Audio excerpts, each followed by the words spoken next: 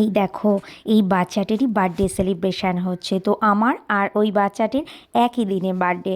তো রবিবার 5 তারিখ ছিল, সেই দিনই এই বার্থডে সেলিব্রেশনটা হয়েছিল। তো চলে যাচ্ছি বাচ্চাটির জন্য একটু গিফট কিনতে। ও হ্যাঁ, তোমাদেরকে বলা হয়নি, শুভ দুপুরের অনেক অনেক শুভেচ্ছা। আর ভিডিওটা স্কিপ না করে তোমরা প্লিজ দেখতে থাকো শেষ পর্যন্ত, যে আমি কি কি মজা করলাম তোমাদের সঙ্গে। আবার শেয়ার না করলে তোমার ভালোই লাগে না। আর হ্যাঁ, ভালো লাগলে অবশ্যই লাইক কমেন্ট শেয়ার করো। তো এই দেখো, চলে এসেছি কিন্তু অনুষ্ঠানে। কেক কাটিং তো হচ্ছে, তারপরে স্টার্টারে ছিল কিন্তু চিকেন পকোড়া, পনির সাটে, ফিশ বল, ফুচকা, কফি। ওহ, আমি তো আবার এসব কিছুই খাবো না, চিকেন পকোড়া তো আমার বেস্ট লাগে। তাই চিকেন পকোড়া দিয়েই স্টার্টারটা শুরু করেছিলাম। তারপর ছেলে দেখো একটু কেক খাইয়েও দিল, কারণ আমি না কেকটা ঠিক পছন্দ করি না। তবুও যখন দিল তো খেয়েই নিলাম। আর চলে এসেছিলাম তাড়াতাড়ি করে, ঠান্ডা যেহেতু, তো খাবার টেবিলে। তো নানটা যেহেতু আমি খাইনি, তো ডাল দিয়ে কিছুটা ভাত খেয়েছিলাম।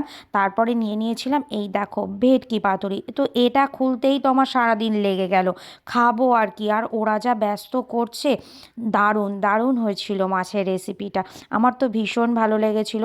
তারপরে নিয়ে নিয়েছিলাম কাতলা মাছের একটা পিস, তো একটুখানি খুঁটে খেয়েই দেখছি বাহ, দারুণ টেস্ট। তারপরে দেখো স্যালাড, তারপরে একে একে চলে এলো বিরিয়ানি।